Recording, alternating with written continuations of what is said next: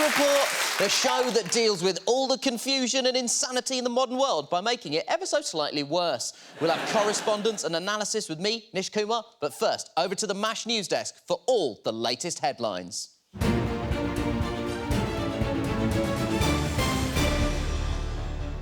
Headlines on the hour. Boots puts morning after pill in aisle marked slags.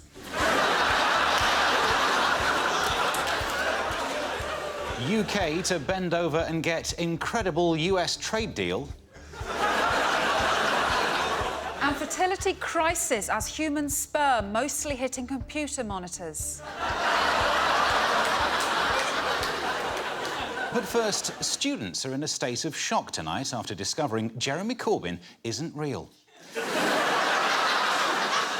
It emerged that kindly bearded figure who they believed would come down their chimneys with money for tuition fees was actually just made up to get their votes. So I was told that Corbyn comes at the start of every term on a sledge pulled by a socialist reindeer collective. That he wears red, obviously, and if you've been studying hard for your degree, then he brings you money and a jar of homemade jam. Then last week, I had caught my dad signing a cheque for £9,000.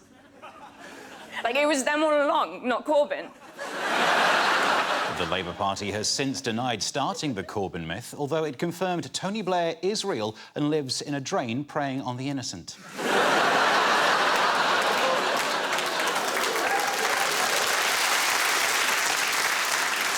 Currently wowing cinema-goers is summer blockbuster Dunkirk, starring Harry Styles of One Direction. But the film has angered historians who claim the film airbrushes out the other fearless boy bands, including Take That, Blue and Blazing Squad, who played a major part in the evacuation. As German troops attacked British positions to the north of Dunkirk, a spirited defence was put up by the members of East 17. It's difficult to imagine today just what those boy bands went through. At one point, a British artillery commander took on German panzers single-handedly. That man was Jason Orange.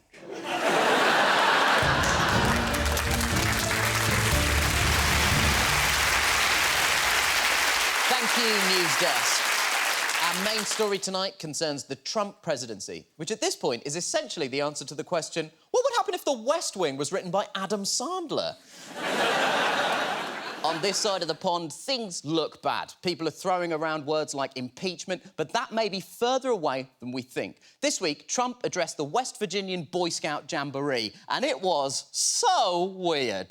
To the group of largely teenage boys, Trump spoke about the cesspool in Washington and said he was going to kill Obamacare. He then banged on about the election. And, you know, we have a tremendous disadvantage in the Electoral College. Popular vote is much easier. We have because New York, California, Illinois, you have to practically run the East Coast.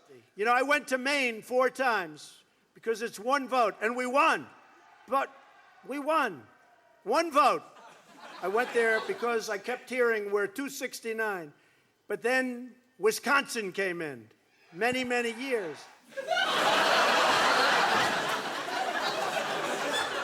Obviously, I have a lot of thoughts here, but my first one is that he has 2 teleprompters in that clip. What is on them?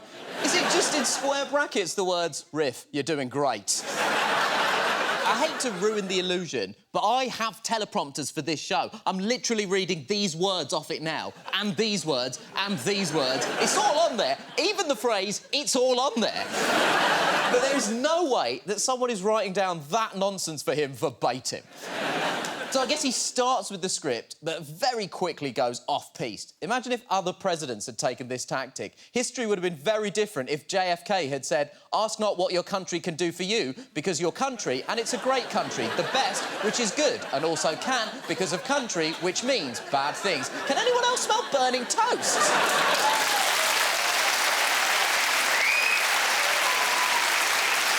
And then there's whatever the fuck this is. He bought back his company, and he bought back a lot of empty land. And he worked hard on getting it zoning, and he worked hard on starting to develop. And in the end, he failed, and he failed badly. I saw him at a cocktail party. It was very sad because the hottest people in New York were at this party. It was the party of Steve Ross. Steve Ross, who was one of the great people he came up and discovered, really founded Time Warner. And he was a great guy. He had a lot of successful people at the party. And I was doing well, so I got invited to the party. I was very young. He's talking to Boy Scouts.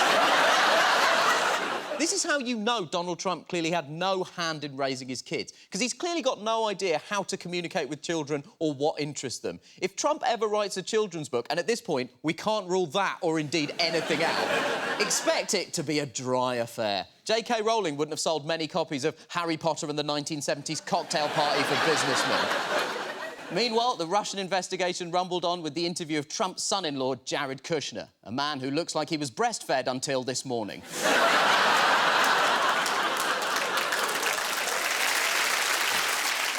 The Kush was present at a meeting with a Russian attorney, but he claims no collusion took place, and any mistakes he may have made were because my experience was in business and not politics. Continuing the White House defence of, we can't be guilty, we don't know what we're doing. But with all this going on, Trump is delivering to his base. When we think of Trump supporters, we probably think of these guys. The received wisdom is that he was elected by low-income Americans. However, when you break down the 2016 election results, Hillary Clinton won a higher share of the vote among people earning under $49,000 per year. It's only once you look at people earning $50K and above that Trump wins. A lot of Trump supporters are middle-income earners and the wealthy. So, if we reconfigure our understanding of what his base is, it becomes apparent that Trump is doing absolutely fine. And that's reflected in the people that have hitched their wagon to the Trump train. Take this week's news that Trump's new communications director will be Anthony Scaramucci, a man who looks like the villain in literally every 80s movie. He was initially a supporter of Barack Obama, but turned against him over Obama's attempts to reform Wall Street, which was presumably an affront to his background as an investment banker for Goldman Sachs and Lehman Brothers. This decision has, of course, led to the departure of Sean Spicer, the man who put the Sean Spicer into the phrase, another catastrophic error by Sean Spicer. But there's a reason why the wealthy are backing him. His tax plan hands a 4.6% tax cut to the richest Americans. And following Tuesday's vote, if the Senate approves the proposed Republican healthcare plan, it would hand people who earn $875,000 and above an average tax saving of $45,500 a year. So talk of impeachment is naive. And it's not because of old Johnny T-shirt cannon or some lady in a Confederate flag bikini. It's because of Trump's real support base, Scrooge McDuck, Richie Rich and the bloke who lives in Monopoly. Now, we do have a paragraph to bring this whole thing to a close right here. But I thought, what better tribute can I pay to Trump than by going off script and just winging it? So here we go. America, big country, the biggest, so big. President Trump, rich people, big fan, the biggest, unless huge change. He's president many years. Boy Scouts rock, good night, London.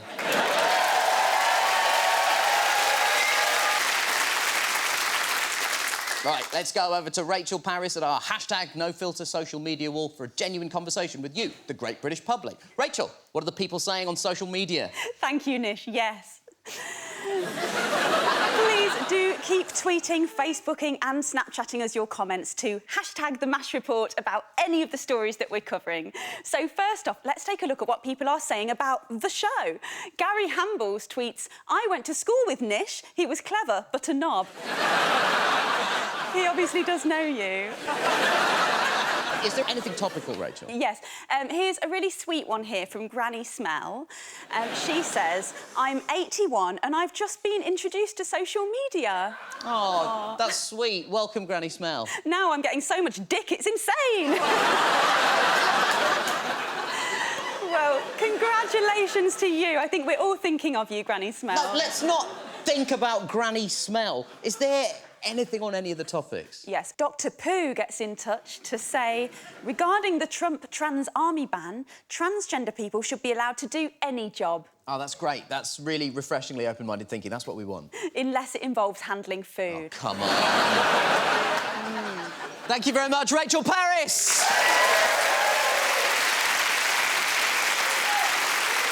Now, I'm very excited to be able to introduce our Conservative commentator, Geoff Norcott. Thank you very much. Thank you.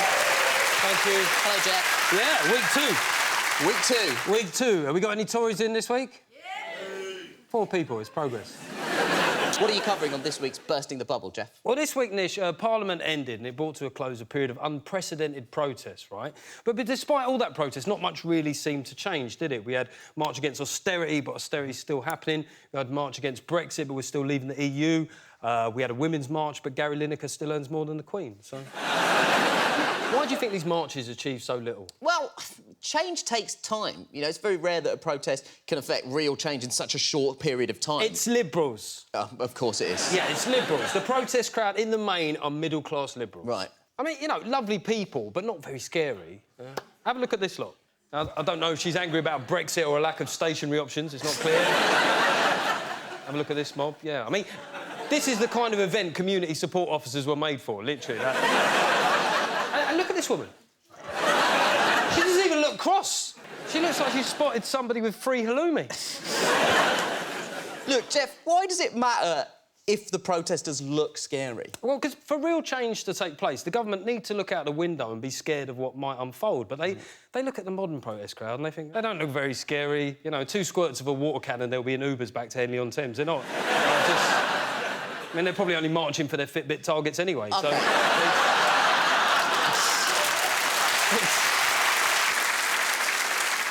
OK, so what do we do about this? Well, the middle class need to treat protesting like, you know, childcare, plumbing, electrical work, realise they're shit at it and outsource it to working class people.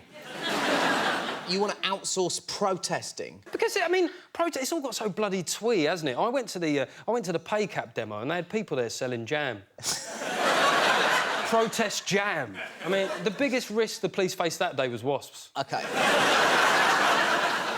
OK, so you give us an example, then, of what you consider to be an effective protest. OK, well, you look at working class protests, right? 1990, poll tax riots, Thatcher was gone later that year, and the tax was eventually dropped by her successor. And you know why? It's because people coming down from Sheffield to London in a minibus, they're not coming to see you can get the wittiest banner on Newsnight, are they? I mean, if you kettle them outside Debenhams, they're not going to think, oh, I'll nip in and get a Brabantia bin. I mean, these people... You fight that bit harder when you haven't got teeth. That's the... What I would say in response to that is, I think maybe you're underestimating how motivated middle-class protesters are. All right, well, then why do the protests always happen on Saturdays? You know, it's like, yeah, I want to overthrow the establishment, but, you know, Phoebe and I are going skiing and we've already used up all our annual leave, so, you know... They just don't seem that committed to me, mate. OK, they don't. But lefties can bring about change, though, Geoff. I mean, look at Jeremy Corbyn. Well, I'd rather not, but... OK, well... Yeah, do you know what's weird about him is sort of like we sort of overcorrected somehow. I mean, look at this photo of him. I mean, he looks like... He does still get that look, doesn't he, sometimes, like a pensioner at a service station that thinks he's lost his coach party. And then also, he's always talking about renationalising things. I mean, it's a nice idea, Jez, but, you know, it's not going to happen. It's like your dad going, kids, I'm thinking of getting the band back together. No, you're not, Dad, all right? Just go and sit in the shed and wait for death. That's the... But nevertheless, people are singing his name. I mean, surely that would never happen for a Tory leader. Probably not. But the thing is, the song itself, it sounds weird, doesn't it? Oh, Jeremy Corbyn. They just sound so racked by middle-class sort of doubt. It's... I mean, because that song, like that, they haven't got much experience of public chanting, have they? Because that chant, it started off on the football terraces, but they've made it sound like songs of praise. It's fucking weird. But look, Geoff, people have a right to express themselves. Yeah, OK, look, all right, fair enough. Maybe middle-class protesters shouldn't outsource all of it to working classes, but maybe they should hire some proper football fans as writers. Because, you know, football chants, they've got an undertone of menace, but they're also very creative, which I think is perfect for protests. Now, I voted Leave, which, with a Liberal crowd, I always want to follow it up by saying, but I'm not a racist, but... I'm also aware that I look like a racist electrician from Billericay. That's, See, that's their racism. You're racist now. You're racist. You know, look, like I say, I voted Leave, but the anti-Brexit chants have been rubbish so far. If it was me, I'd go for something punchier, like, you're on your own, you're on your own, you leave the single market, you're fiscally alone. That's just one example of the sort of thing you could go, oh, you know, Dave Davis, whoa, he went for bilateral, He came back with fuck all. Dave Davis. Just before we get savaged on Twitter, do you have anything pro-Brexit? Of course, mate, of course. Right. Who ate all the fish? Who ate all our fish? Norway. Turns out Norway. Ladies and gentlemen, Geoff Norcott! Thank you very much. Thank you. Thank you very much. Thank you. Cheers. Thank you. OK, let's go back to the news desk for a quick update.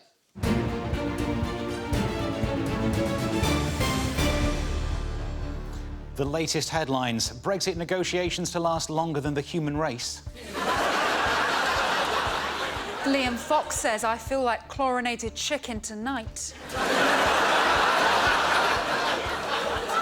And the honey monster has diabetes. But first, the BBC has confirmed it pays women less because they're smaller. We can go live to tiny Emma Bradford, who's at the BBC. That's right, Susan. BBC executives have claimed that men need higher wages because they eat more and require bigger clothes and houses. BBC executive Norman Steele had this to say. Of course we pay men more. Is it seriously being suggested that these tiny, dainty women, sipping their cups of tea with both hands like squirrels with nuts, should have the same pay as these magnificent giants? You wouldn't give a Great Dane and a Yorkshire Terrier the same size food bowls. I tried to put on a bit of weight to earn more, but they cut my salary to discourage me because they didn't want me being all fat and sad. Finally, Emma, has there been any comment from the BBC about the pay disparity across the class divide? Yes, tonight, Susan, the BBC has claimed it would pay working-class staff the same if it had any.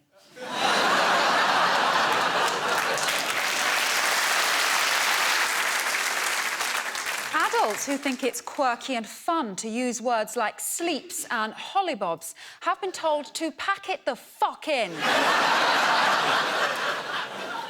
We have Professor Brubaker in our Cardiff studio. Professor, what other phrases should all be avoided by adults?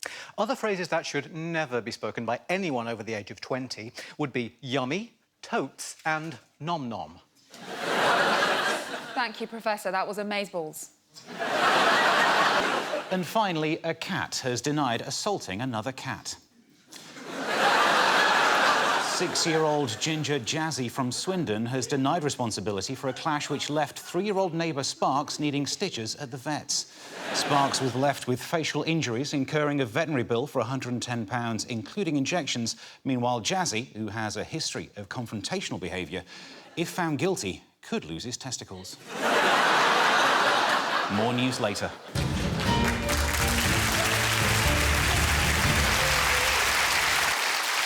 Earlier this month, the National Police Chiefs Council debated whether or not to arm the police. The debate is taking place against the backdrop of an 18% rise in violent crime and understandable concerns about terrorism.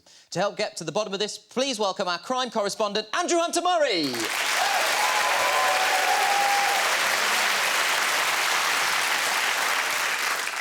Evening all.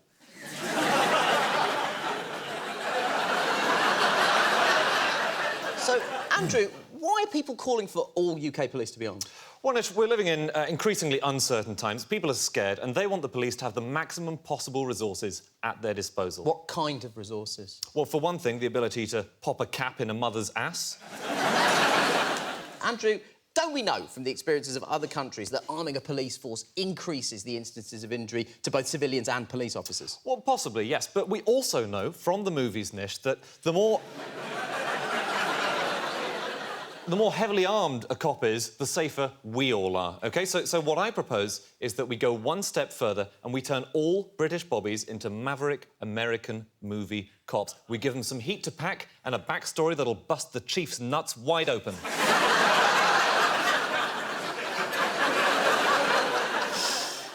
That idea is terrifying, Andrew, and also requires a lot of further explanation. Well, that is exactly why I went into the field, just to make sure that this definitely is a good idea.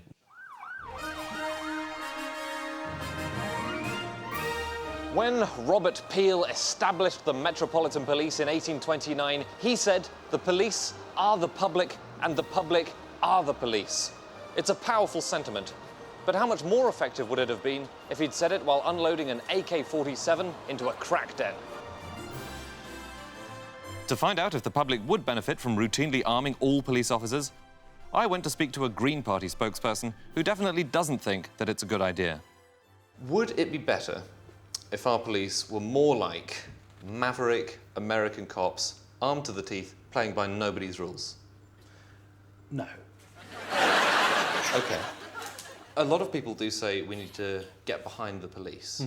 Is that because it makes it less likely that we'll get shot? There is a sense where it's not just a metaphor, and literally it is the case that we should get behind them when they've put a cordon up and said, we need to protect you. Have a look at this. OK, this is just a traditional country fete. OK, everyone's having a good time. Looks pretty safe, doesn't it? But wait. Now it's safer. OK, everyone here is safer because of these guys and any guns she is carrying as well. I don't think so. Although the person in the middle looks happy enough, I don't think that it's a situation in which people would generally feel that their lives aren't at greater risk. The LAPD say to protect and to serve. The Metropolitan Police motto is total policing. So I have been thinking of some possible catchphrases to make armed policing a bit more palatable. I just want to run a few of these past you, quick fire. OK. Shot through the heart and you're to blame. You were doing 40 in a 30 lane. Well, shot through the heart doesn't sound like an appropriate response. So no, I wouldn't advocate that. OK. Guns don't kill people, but I do because I'm the police. OK. You have the right to remain dead. No, you have a right not to be killed through lethal force unless it's absolutely necessary under the European Convention of Human Rights. Too long. It's too long. Our police officers do an incredible job under very difficult circumstances. So let's show them how much they mean to us by giving them what they really need. A gun, a backstory, and a mismatched partner who's way too old for this shit.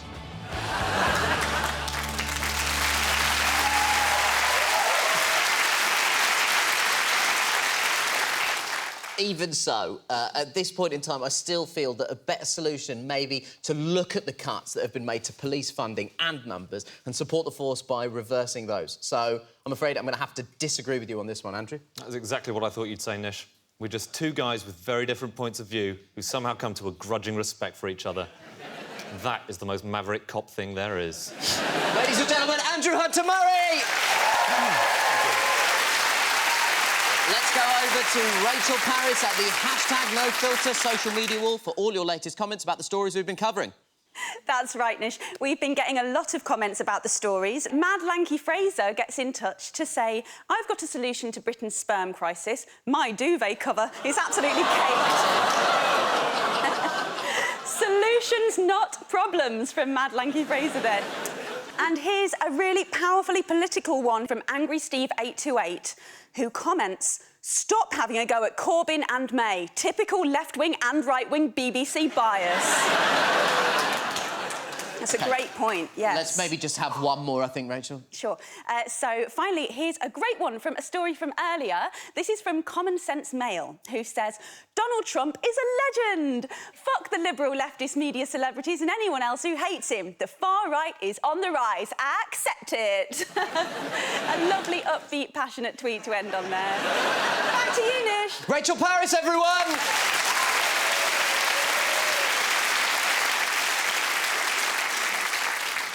We've just got time for one last visit to the MASH news desk.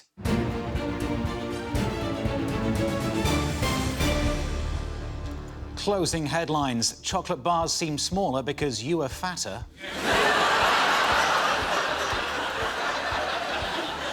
Henry Hoover watches you while you sleep. And Noel Edmonds' wife questioned over absence of mercy killing. First, the Liberal Democrat Party has confirmed plans to get itself a website. In his first act as leader, Vince Cable has hired his 15-year-old nephew, Julian Cook, to build a no-frills internet site for the party with its policies, history and a contact email address, libdems04@btinternet.com. It's the question on everyone's lips. Are you a Tinikwok? Hot on the heels of Jams and the squeeze middle, Tinikwok is the latest bullshit family demographic sweeping Britain. We're joined in our Cardiff studio by Professor Henry Brubaker of the Institute for Studies. Professor Brubaker, what is a Tinikwok and am I one? Tnikwoks are two-income, nearly affluent, car-owning, with one or more kids families. Obviously, discovering there are families with several children and a car is quite a significant finding. I understand Tnikwoks are just the latest of several dozen bullshit family types invented this week. Yes. Well, there's Sruffsafos, semi-retired, fucking smug, 4 owls. Are these owl-owning Sruff things happy or sad? Should we aspire to be them or despise them as shameful and pathetic? It's best to look down on people wherever possible. We've also discovered a male demographic we call Mukput Map Bar. That's man who keeps planning to make a proper barbecue area, obviously. And then there's Diachnas, dual income, adult children, no heads. They eat a lot of ready meals, enjoy torture porn, and feel a deep sense of foreboding about the future of the cosmos. Thank you, Professor. Some great bullshit there. An attractive 32-year-old woman believes a man is her friend. Single Joanna Kramer sees her relationship with Wayne Hayes, also single, as being a straightforward mates-type situation that both of them are fine with. Emma Bradford is at the scene for us. Susan, can a man and a woman ever really be friends? The answer, of course, is yes, but one of those friends will definitely be in a constant state of forlorn emotional calamity. I caught up with Joanna Kramer and friend Wayne Hayes earlier. Yeah, we spend a lot of time together. Yes. But it's never even, like, remotely weird with Wayne, because he's just, like, really funny and just completely, like, non-sexual. Yeah, I mean, it's like having a gay friend, but he's not actually gay. But, I mean, fancying Wayne. It'd be like fancying, like, a lamp or a table. And I'm sure he feels the same way about me. Well, like... I mean, I'm not gay. It's not to say, like, that, you know, people don't find him attractive, just not me. And it's because we're so close. I think just, like, the thought of us kissing, it just makes us, like, both feel, like, totally sick and, like, you know, I know he's got a penis.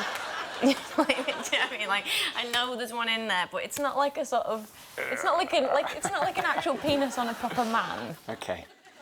Tonight, Wayne and Joanna have confirmed plans to do a pub quiz together, after which Wayne will go home and cry.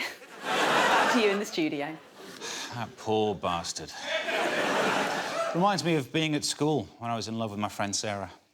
Did you tell her? It was complicated because she was also my best friend's mum.